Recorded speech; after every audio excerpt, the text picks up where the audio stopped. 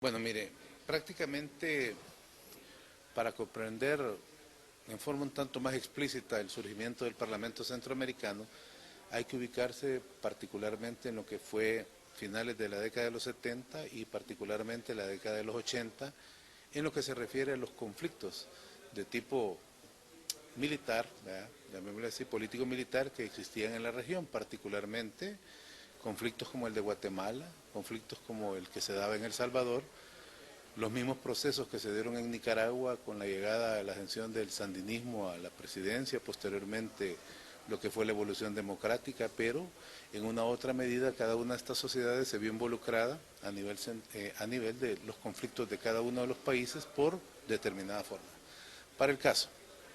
indudablemente que, por ejemplo, si bien Honduras no tenía un conflicto interno como tal, al final de cuentas, Honduras en cierta medida permitió que en su territorio existiesen bases norteamericanas durante lo que fue, llamémosle así, la situación de la contra nicaragüense por derrocar al gobierno sandinista. Si lo vemos también por el lado de Costa Rica,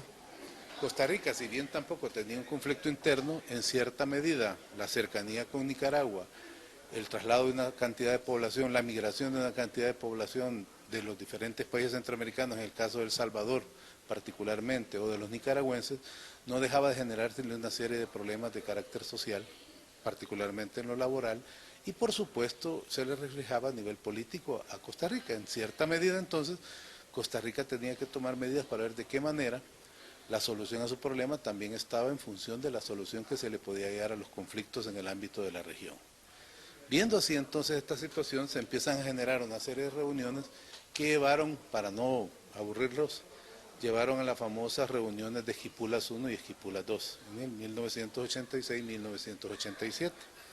Particularmente la idea de estas reuniones era supuestamente llegar a un acuerdo, inicialmente, que provocase una paz duradera y firme en Centroamérica. Por cierto que por eso se le llamó en términos del proceso una paz firme y duradera para Centroamérica. El esfuerzo por parte de los presidentes, aún con diferentes signos ideológicos políticos que habían en los gobiernos de los países centroamericanos, no impidió que este tipo de reuniones se dieran y en cierta forma lograran cierto grado de autonomía en materia de decisión de qué forma se podía resolver el conflicto en cada uno de los países donde existía, pero particularmente de qué forma se expresaba la solución de estos conflictos en el panorama centroamericano a nivel de mantener un nivel de mayor tranquilidad y paz en la región. Teníamos para el caso en esa época al presidente Vinicio Cerezo en Guatemala, al ingeniero Ascona Hoyo en Honduras del Partido Liberal, teníamos al señor Daniel Ortega en Nicaragua, en Costa Rica al Oscar Arias y en El Salvador el ingeniero José Napoleón Duarte.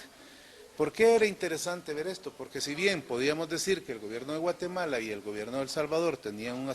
afinidad ideológica, porque precisamente Vinicio Cerezo venía de las filas de la democracia cristiana guatemalteca y José Napoleón Duarte también en el caso de El Salvador.